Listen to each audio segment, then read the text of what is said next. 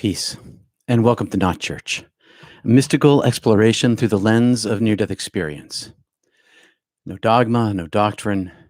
I'm Peter Panagore, MDiv, ex-clergy, ex-broadcaster, deconstructionist, decolonizer, internally intending oneness of being, with all my heart, soul, and mind. And my teleprompter's giving me trouble today. With all my heart, soul, and mind. Today. All right. Troublesome teleprompter. Okay. With all my heart, soul, and mind for 40 years. It doesn't eliminate trouble. Today, non-attachment. I'm still attached to everything that causes trouble. Today, and lots of things that don't. Today, non-attachment. In the world, not of the world. By request from a listener who sent me to John 17 and a Hindu term and school, Advaita Vedānta. We'll be getting to all that soon. But first, why is this thing such trouble for me today? But first, thanks for being here.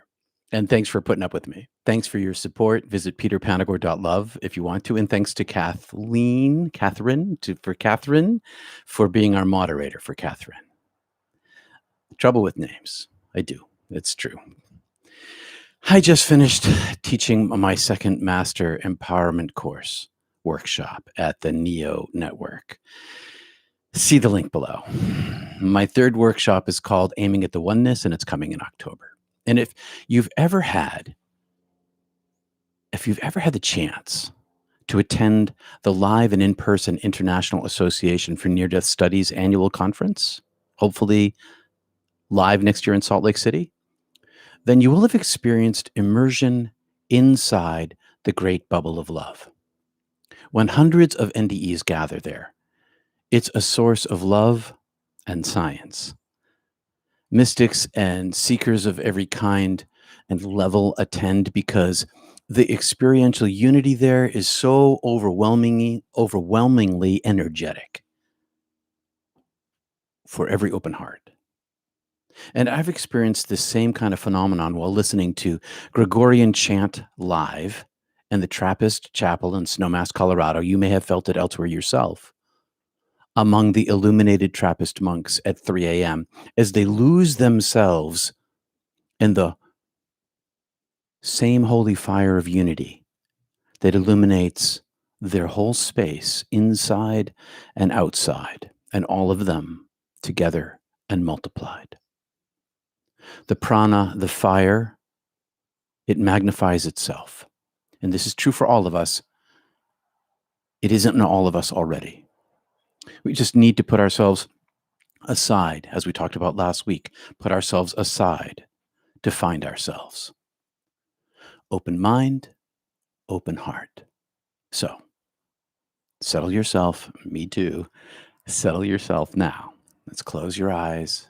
You can breathe into your belly. We begin with a little bit of centering time, following your prayer chant, riding your breath, making heaven your soul, S-O-U-L, and soul, S-O-L-E, intent. Carve a channel of joy, of peace inside yourself, riding on your breath. Into the belly, back to the third eye, again and again. And if you lose your way, always return to your prayer chant. Follow your breath. Let's begin.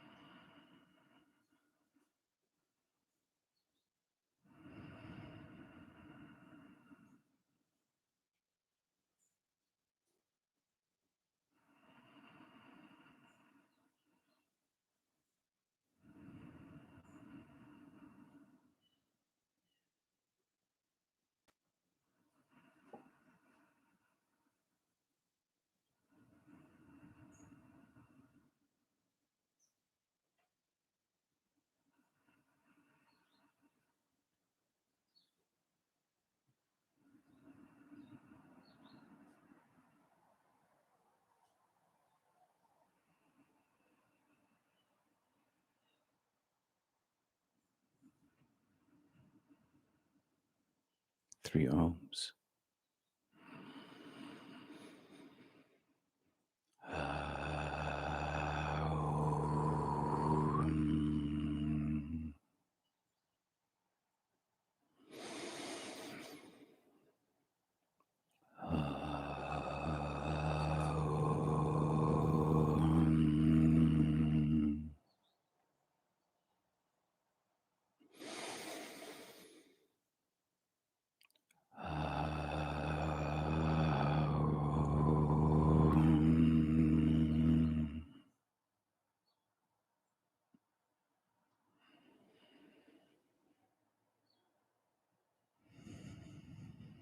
And by request today, non-attachment, in the world, not of it.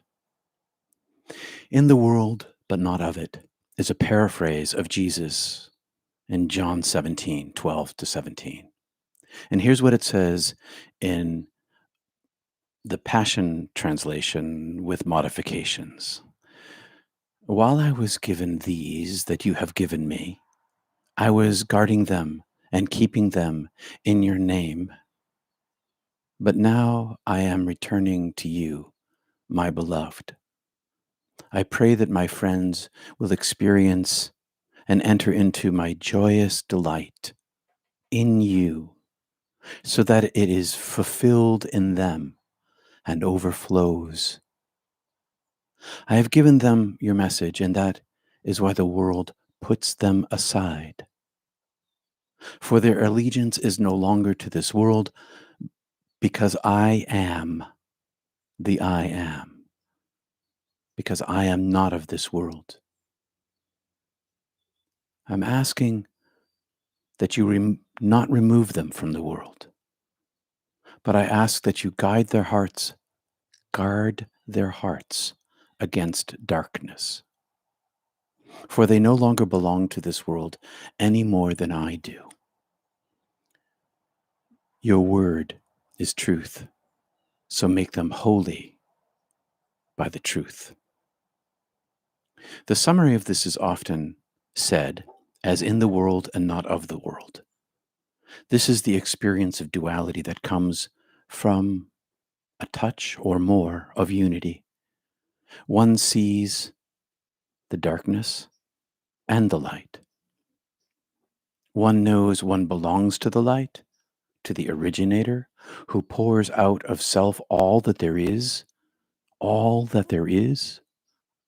13 billion light years of matter and space and time and particles, never exhausting infinity.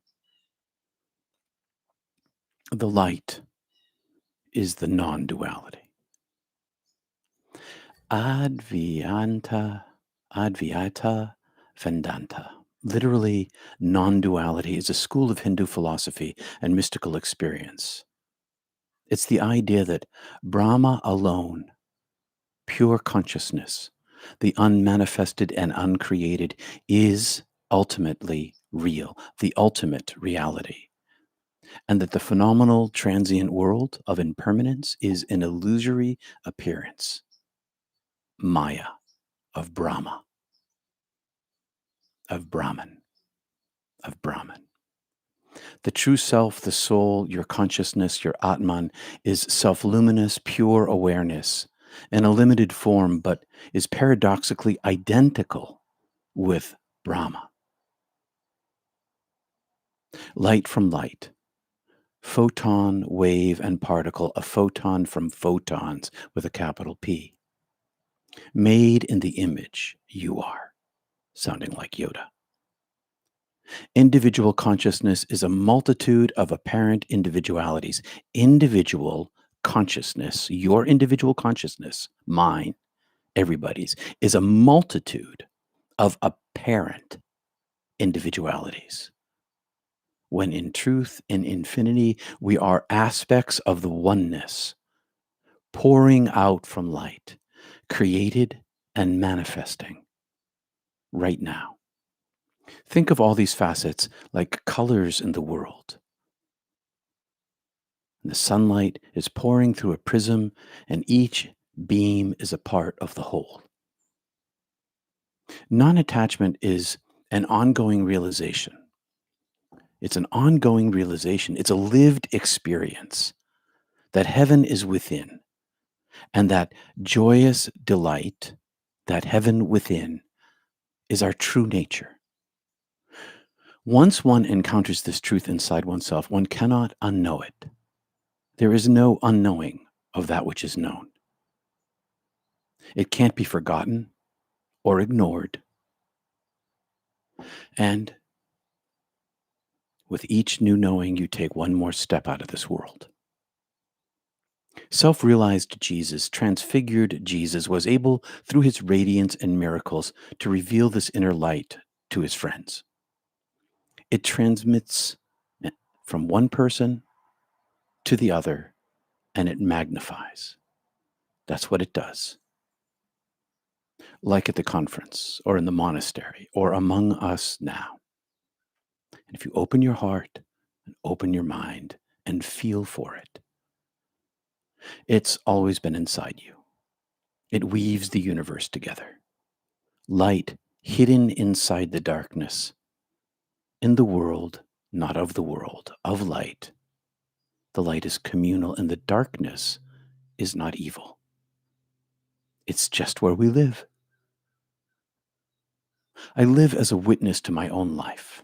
This is part of my experience of non-attachment. I witness my own life in my body and above my body. I'm in my body, but not of my body. I witness through my body, and I witness from above my body. I'm in the world and not of the world. I'm in my body, but not of my body. Consciousness resides in my brain, and my brain creates the filters through which I experience this world. And I feel the world, its joys and its sorrows, its pleasures and its pains. Non-attachment. It's not detachment. It's not feeling. It's not experiencing. It's not having trauma or experiencing the shadow side. It's not separation. Indeed, it increases attachment of empathy to all things. My hellish review when I was dead that first time was an empathetic experience to the extreme. That's what unity can feel like. That's the end of attachment to self. I felt and I experienced the fullness of empathy by becoming the other person. I became the other person. That's how I felt their pain. I became them. I became each person to whom I had caused pain. And non-attachment in this life, in this world, through that lens, includes empathy for all impermanence, empathy for the experience of empathy with people that you meet, for all things that are impermanent, and empathy with all things that are impermanent, with all things beautiful, with all things painful. Empathy is part of this non-attachment because empathy feels the other and it makes you less attached to yourself, to your self-identity. Unity here for me has grown to be this strange experience of duality, of being more fully in heaven while living on earth. Not either or, but both and. And I'm still working on my shadow side, on my world side, on the traumas about me that attach me to the past that no longer exists. The more willingly I face my traumas, the more freedom I have, the more non-attached I become. The empty space grows inside me, the more attached I become to the source, capital S, to my beloved, capital B, and the more out of this world while I live in this world. Ever safer in the many arms of heaven and the arms of welcome, even while I live here, in those arms. Non-attachment arises from our little tiny tastes of unity while living in this duality, of which you're not really aware of until you taste the unity. This non attachment comes from that. So, what is non attachment? For me, it's experiencing myself as a physical and spiritual interface between heaven and the world. I become the interface where the world dominates my brain while heaven dominates my soul. And it's always seeing the impermanence because of seeing, because of sensing, because experiencing the permanent. It's stability. Non attachment is stability in the midst of change. It's always abundant, it's always more, and it's always paradoxical. It's the channeling through self emptying. And the more heaven here and now, the more non attachment. It's not the end of my suffering, nor would it ever be of yours. It causes an entangled involvement with the world around us right where we are because we become inseparable from it physically, at the same time above it, at the same time within it. Adjusting to the radical change in my attached status when I died, that was a huge adjustment, and it was a blessing and a curse. And I want to talk a little bit more now, more off the cuff, about non attachment. Early on, you may have heard me say, when I came back, I was alien in the world, radically non attached. The whole process of integration was trying to find a way to interface between these two parts of me, the attached physical part, the non attached soulful part. Living non attached is always this recognition of the divine presence of impermanence in all things, including yourself, most particularly yourself. But because of the experience of the loss of self, because of that experience, it makes all things impermanent, not just your physical self, not just your identity, but everyone's identity. The birds and the trees, the planets, all of it becomes visibly impermanent. And so this non attachment isn't this thing of separation, it's this recognition that I am not this. I am not this. Nothing there is what it seems to be, what it appears to be. And yet at the same time, it has solidity, it has experience, it has reality. To be in it and out of it at the same time, to live touching the permanence while being in the impermanent. It affects everything. It affects time, the experience of time. It affects relationships. It doesn't change my emotions. It doesn't change the feeling in my fingertip when I grab a bramble bush and it cuts my hand. I'm very attached to my pain at that point. Ouch.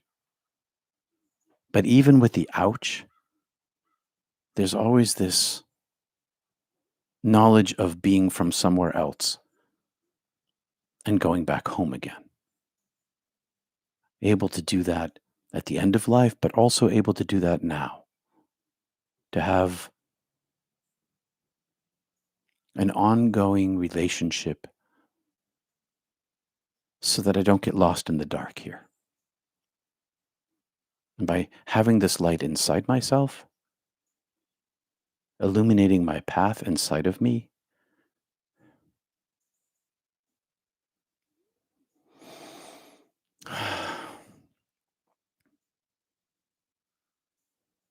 It binds me more to the light on the other side, which only emphasizes the separation here, but yet I am fully engaged in this world. It's this paradoxical place of heaven alive inside yourself, while heaven alive inside yourself that is somehow illusory, no, ungraspable, not illusory, but uh, loose in your fingers. You can't grip it. And this thing that is grippable always feels like it always feels like I'm grasping it from a million miles away. And although I feel it and experience it straight up and right on, it also has this other part that's always above, out, and witnessing. This experience of non attachment, being in the world and of the world, is increasing. It increases. It can increase. It can be grown. And I find that the more non attached I am in the world, the stronger my connection to the divine, the stronger my connection, the more non attached I am. But paradoxically, the more non attached I am, the more I want to help, the more I want to give, the more I want to be present in the world.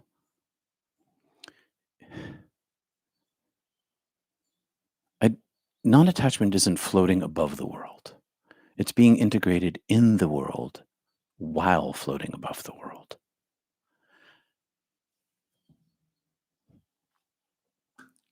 I hope these thoughts are helping you out this morning, people.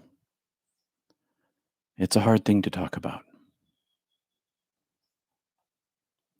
But I want to pray for you this morning. I want to pray for us that all my friends will experience and enter into this joyous delight. It's a joyous delight. It's a joyous delight that sweetens every darkness, even when it really hurts, even when it's hard, and the real world of living, so that you too may become filled and overflow. You know, just so you know, as I watch my dad, still in rehab, suffering from no quality of life, watching him hurt,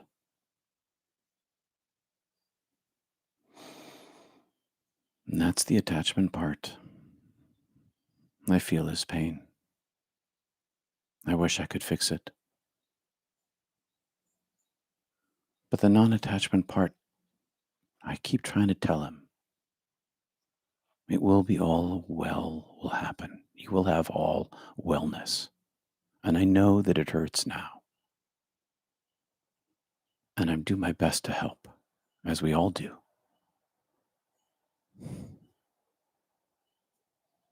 But it will end,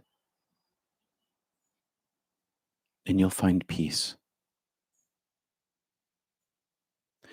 Living in non attachment is having the emotions of real life while sipping from the river of peace.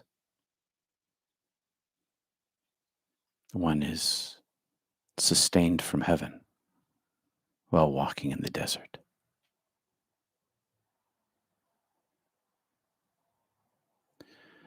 I hope that helps, my friends. And I thank you for listening this morning. Thanks for being here and for your support that many of you give. I appreciate it. You keeping me afloat. PayPal, Patreon, Venmo, Super Chat.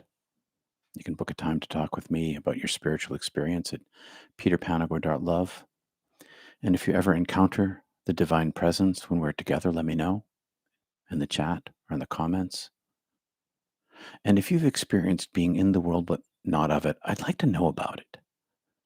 Tell me what it was like for you. Tell me what it is like for you. Tell me one way that you've experienced it. And let's talk about it. Thank you, Kristen. Thank you for the super chat. Good morning, Peter, and everyone. So happy to be here. Thankful. Just thank you. It does help. Good, Christine. I hope so. It's trying to describe the indescribable.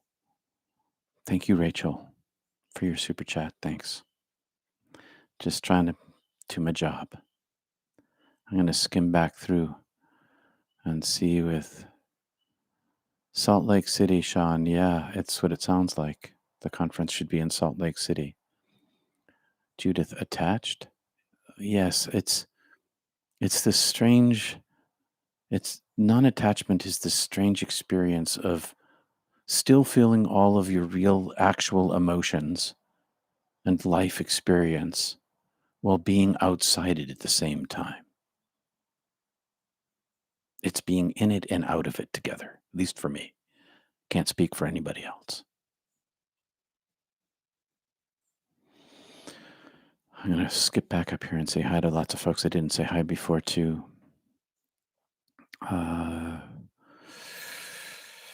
Kendall, Janie, Winchester, Carmen, Kelly, Don from all over the place, Alabama and Oregon and Calgary. Kristen, I like the Passion Translation too. Good morning, Artie. Hi, Stardust. You woke with the word and concept of being Brahma within me. Yeah, it's because you are. Glad you woke up with it this morning too. That's serendipitous. Good morning, Elaine. Thank you, Susie. Thank you for the super chat. I'm glad you like the prism reference. Thank you, Capital 12831. Thank you very much for your super chat. I hope this helped. Hard thing to talk about. Being in the world and not of the world gives me more patience and helps me see beyond the things that might otherwise get at me. Oh, yeah, Willie T. That is exactly. Thank you. It helps us have more patience and see beyond the world that might otherwise get at us a little bit there. It's a gift. Thank you, Sis Starlight. I experience the divine when I hear your voice. Every time the resonance of the all-encompassing Holy One travels on the syllables of your words. Thank you, Starlight, but it's not me. It's because it's you, because we're attuned to the same divine. But thanks. I have tried in my lifetime to get out of the way and let it speak for itself whenever I can. Thank you, Nancy, for the super chat. Thanks for saying so, Starlight. Hi, Helen. Copper Hill Farm, appreciate your vision. First timer, meaningful. Well, thanks for being here, Copper Hill. You came on a day of a hard subject, difficult to talk about, but I guess rarely I tend to pick those subjects. I do. But I'm glad you're here and thanks. If you have any comments or questions, let me know. I'm reachable. Teresa from Central Mexico. Computer issues. Hola. Wow, Central Mexico. My first Mexico. Elaine, I realize that the quantum field is creating my beliefs for me, not acting out at me or attacking me. Just a half an hour ago, I relaxed into Jesus almost immediately, not the mainstream Jesus. That's yes. Yeah. You can just relax into it. Then recognize that the quantum field with a capital Q and a capital F creates all that there is, including you and your soul. But here, while we're here, it weaves this matrix around us. And if we can tap into that unity place, then we're able to relax into the divine self, sort of let the world take care of itself. You have to interact and you have to do stuff and you have to get things done and you have to make choices, but rather let the quantum field do its thing. See it for what it is. Thanks, Copper Hill. That was very kind of you. Thanks for being here and for giving this morning. And you relaxed right into not the mainstream Jesus, into the I am, I bet. Elaine. Kristen Adams, I felt so struck by Maya this week, but entering into the spirit of this morning, I was able to see that I was both in and out. Maya can be a captor. Maya can capture us. Maya can capture us. But a little breath, a little connectedness, and then we can see who we are for ourselves, inside ourselves. I'm glad that you found this morning, Kristen. You've come a long way. Elaine, this was great. The book Awake that someone recommended in the Facebook group also tries to explain it. Oh, the book Awake. Excellent. Your words, this really hit home for me, says Kay Winchester. Thank you. You're welcome. Hi, all. Just joining you now. Hi, Charlie, over there across the pond. Carmen, in the world and not of it, for me, is living at a higher vibration so that I can be in the light,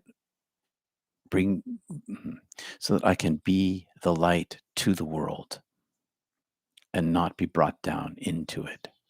Well said, Carmen. Being in the world is to raise your vibration, to bring more light into the world, to be less impacted by it, not brought down by it, less impacted by it, and being the light as much as we can for it, to be the channel of light. Brother Ed, hey brother, out there in the Midwest in Oklahoma, I believe. Attunement is a talent that is gifted to the humble channels who still their minds enough to allow the Holy Spirit to flow. Attunement is a talent that is gifted to the humble channels who still their minds enough to allow the Holy Spirit to flow. Yes, that's how it works. That's how we get to carve our way back. Thanks, brother. Elaine, yes, I am. Well, that's Jesus to me. I just mean religion believes in another Jesus that throws people into stuff. Oh, no, I totally got what you meant, Elaine. I fully understood. I did. Well, my friends, more comments or questions? We don't need to hang out here. Part of the whole thing that I wanted to start when I started Not Church was to keep it short and sweet, if I could. The shorter, the sweeter. But I'm happy to hang out and chat. Otherwise, I'll see you at the top of the hour, and you can see the links down below for Zoom, Mystic Tea Salon, and I'll see you then. Anybody else have anything they want to say? I'm happy to stick around. Hey, Jim, that was wonderful. Peter, thank you for teaching us about your experience of non-attachment and non-duality that are both simultaneously true. They are simultaneously true. Thanks, Jim. Elaine, I'm so happy to hang out too. Oh, all right. I'm happy to hang here for a while, for sure. Hey, Daniel. Good to see you here today. Any other comments or questions? I don't have anything else prepared. So, hey, I'll remember to like. It sure helps the algorithms. Yeah, it does. Thank you. Shane, can you teach me how to feel how it felt? Can you team me how real it felt? And can I? I think I think there's some misspellings, but it's okay. Can you teach me? Yeah, how real it felt. Jeez, I don't know how to show you how real the NDE felt. It's so much more real than here. It's the opposite of here. It's so real feeling that the feeling never leaves and always leaves one feeling non-attached here. Because that's the only reality that there is. That's the way it lives for me. And that's the source of my non-attachment here, is the having touched the unity that only becomes the only reality that there is. I wish I could give it to you. This this divine presence that I mentioned at the beginning, that's experiential at the IANS conferences. I felt it at the monastery. We can feel it here sometimes. This is the closest there is of it here for me. The closest there is in this world, is this divine experience of this hum, this buzz, this joy, this beauty. So much so is the reality of the divine self that nothing else there is compares. Everything seems weak and broken in comparison. Everything is weak and broken in comparison. I wish I could just give it to you. I would if I could. There's only love. The only sin is not living that truth. David. Yep. I heard a good quote. We only love God as much as the person we love the least. Dorothy Day. I'm a Dorothy Day fan. We only love God as much as the person we love the least. Dorothy Day. Thanks, Willie. Don't think the quantum field has duality within it? No, not in and of itself. The divine self has no duality in it, not in its infinity. It's unity, including all of us and all other things. Definitely.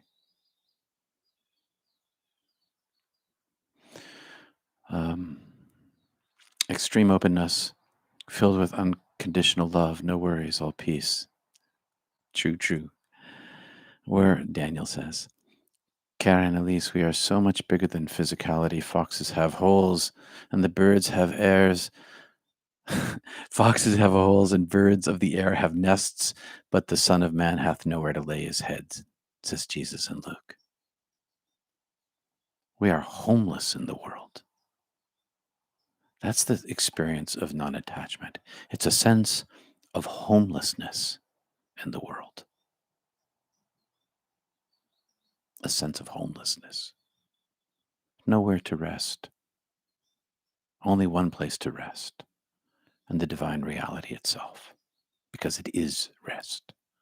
Because once you taste that kind of rest with a capital R, nothing else fills the bill. Thanks, Karen. Brother Ed, tell us about your current environment and your relationships with animals and plants around you. Well, I happen to have some plants around me, and there was a chipmunk on my desk this morning, and just yesterday or the day before, I hung my bird feeder in my studio and brought all the birds inside. Yeah, there's an empathy that comes along, not just with human beings. There's an empathy that comes along with creatures, with plants. That's not to say all my relationship with all my plants are good. I don't have a good relationship with poison ivy. I don't know many people who do. I don't have a great relationship with mice who come in to live inside my house. I still feel them, but I don't like them in there. It's not clean. It's not pure. It's always filtered through the reality itself. But even with that, there's this continual radiant glow that leaks. It's the light itself leaking from all things all the time. There's this undercurrent, this understream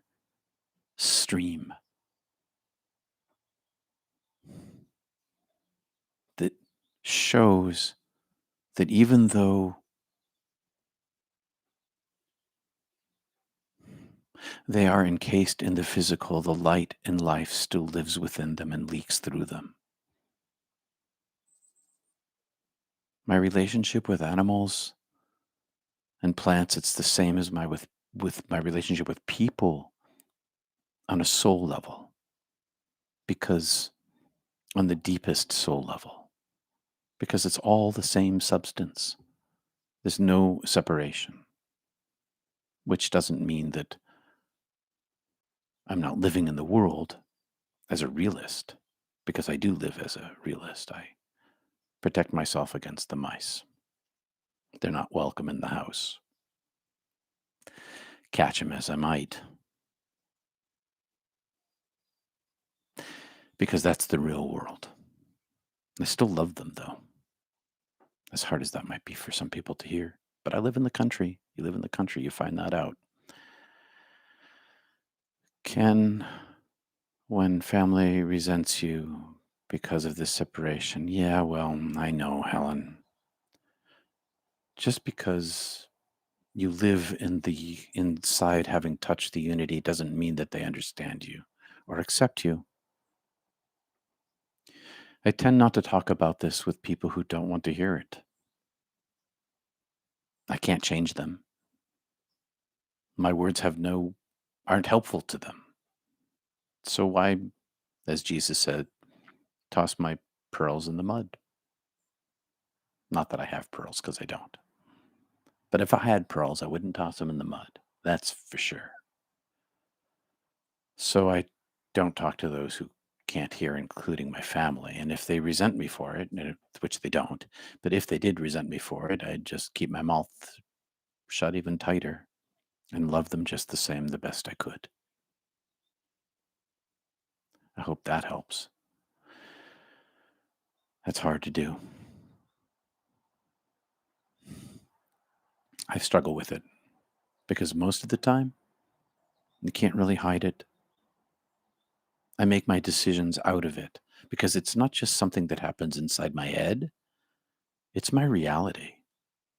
And out of my reality, I make my decisions. And my decisions that I make aren't always the ones that other people would because of this non attachment. And so it's hard to hide it. I just don't bring it up into their faces if I can help it.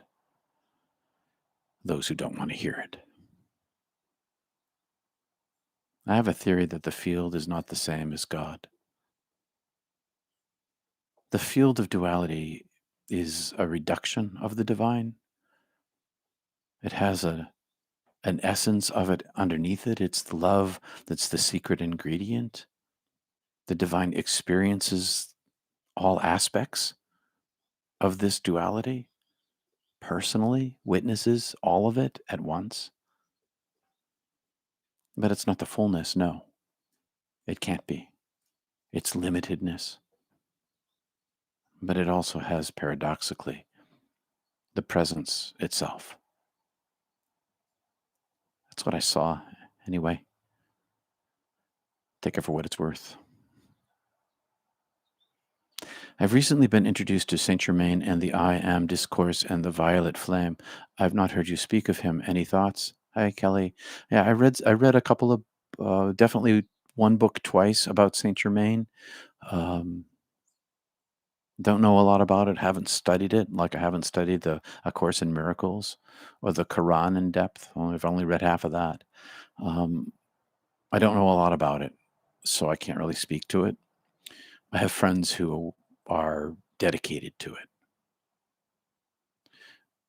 My path is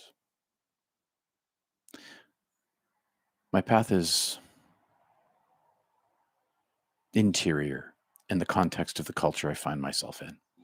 I hope that you find some depths, because I know people do with Saint Germain. It's just I don't know much about it. Wish I could. In this lifetime, during a vision I was in, or in an out of body experience, I met myself as I was just before I was reincarnated. I was shocked at the love that was coming from me, Janie. Yeah, Janie, you met yourself. That self you were before you were incarnated, that's who you are. That love, that's who you are. What a blessing that is. I hope it's one of those experiences, and I suspect that it is, that sticks with you for the rest of your life. That love experience. That's who you become again. Because it's who you are right now, even. When the veil's taken off, you get to see that.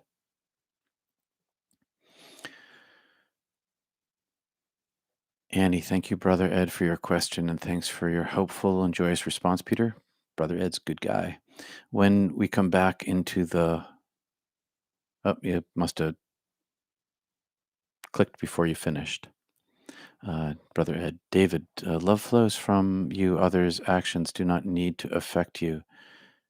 If it does, forgive, says David. True.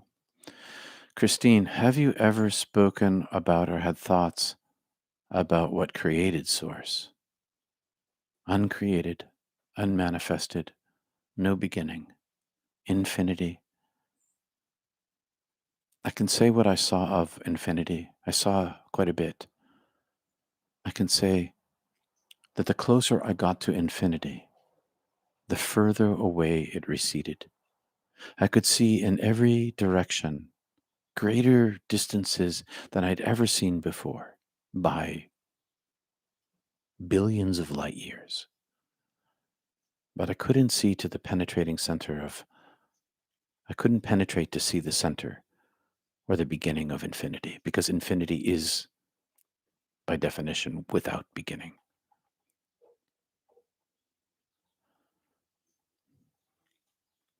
I tend not to speculate. I tend only to trust the experience that I've been given. That much I know. More than that, I don't know. But I can say that infinity is unmanifested and uncreated. It is creation itself. And when we come back to the real world from our mystical transformative experiences, there are often challenges like rejection. Thank you, Ed. So true. You don't get away with this for free. You don't have these kind of experiences that don't impact the people around you. Jesus was talking about that this morning. The world, in another translation, hates them. The world puts them aside. You get rejected because they don't understand you. I'd like to talk more about that at Mystic Tea. Is, was, and always will be. Elaine Remains says yes. You're welcome, Christine. Manuel. Peter, you're loved by much more than just the universe. Thanks, Manuel. Manuel. Thanks. Garaji, how did you adjust to this illusory world? It took a long time. I'm still adjusting. I recently had an experience where thoughts just passed and felt extremely illusory. I cannot imagine what it'd be like after the veil drops. Yeah, it's not easy because I had to live my life masked, essentially, like always in a state like this. Always like living like, whoa. But I had to dive inside myself. That was the only place I found stability. When I was shocked by the illusion, by the thinness of Maya, by the crudeness of it, by the limitedness of it, it stopped satisfying. Sure, it could be fun, but that's different than satisfaction. I had to spend decades diving inside myself. I learned to adjust by attaching myself to the only thing that's real again and again and again. That's how I did it. And divine grace,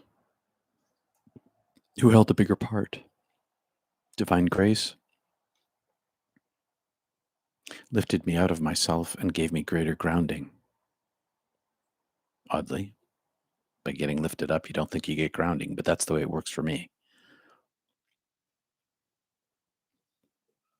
The closer I am to the divine, the easier it is to live here, to accept the illusion as okay, I'm passing through. One adjusts, especially when everybody around you has no idea what's going on inside you. It's adjust or Sink or swim. Thank you to whomever and the group told me how to get the music of Hildegard of Bingen. When I feel stressed, I put on her CDs and the tension melts away and I feel like I get to hear a bit of heaven, says Kay Winchester. We've got about 9 minutes left here. Heck, they don't understand me. I don't even understand myself, Elaine. Yeah, well, that's the thing, right? Because your brain can't even grasp what we're feeling. That's, yeah, I don't even understand myself. I just understand the presence to the extent that I can. God told me my new mission is fun. He said, the hell is over. I think I told you that, Peter. I'm glad to hear that, Elaine. That's really great. I'm glad to hear that. Danny, from your experience, do you think the physical universe is infinite or is there a limit to how large it is? What a great question. I think there's a limit to it, but I don't know that. Hopefully science can help explain that. But there has a beginning. It has a beginning and that's a limit. Even if there's no outer edge limit, because we don't, people say, scientists say the universe is expanding. It's not, it's like just getting inflating. It's a better word. It's inflating. It's inflating. And we know that through looking at redshift with our telescopes. But what's beyond the edge of it? Is there an edge to it? I've never gone out. I've gone to the edge of heaven to see the universe from there. I've gone through the universe to see the edge of heaven. But if it has some ending point is beyond me. I don't know. Janie, diving inside myself, perfectly true, makes it easier. Oh, yeah. All right, my friends. I've got a few minutes left. I'm going to try to take a couple minutes here before Mystic Tea Salon. I'll see you then and there at the top of the hour. The link is definitely below. The workshop links are below.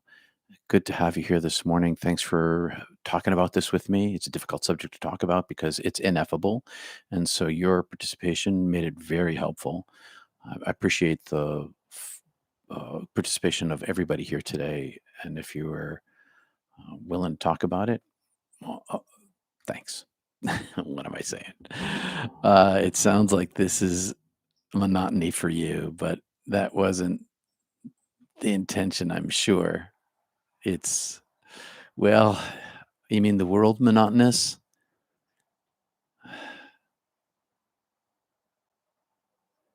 Time is a little monotonous, but it's always changing and aging. And it is, I know where it leads, thank God, to my end when I get to step out of this skin I'm in. But everything's monotonous and less than in comparison to infinity and beauty and bliss. I mean, what do you compare it to? It's always it's always less than here.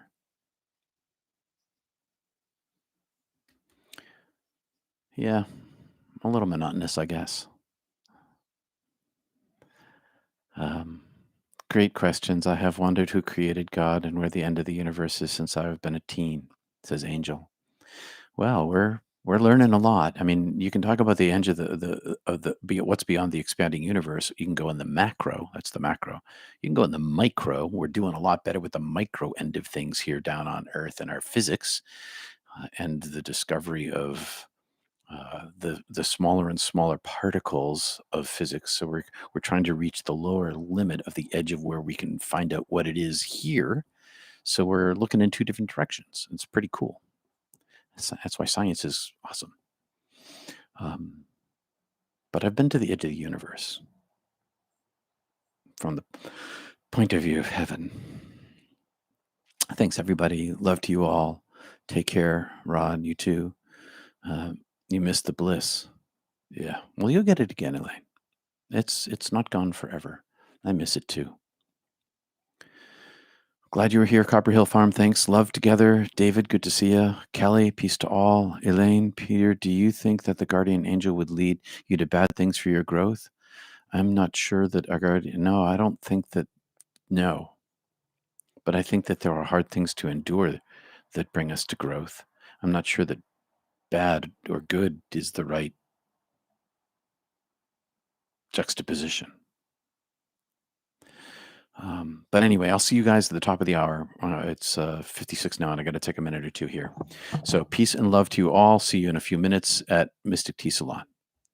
Peace and love. Namaste, everybody.